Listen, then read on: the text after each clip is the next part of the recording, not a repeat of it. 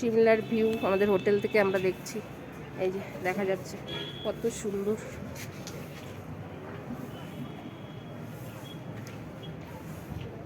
কত সুন্দর।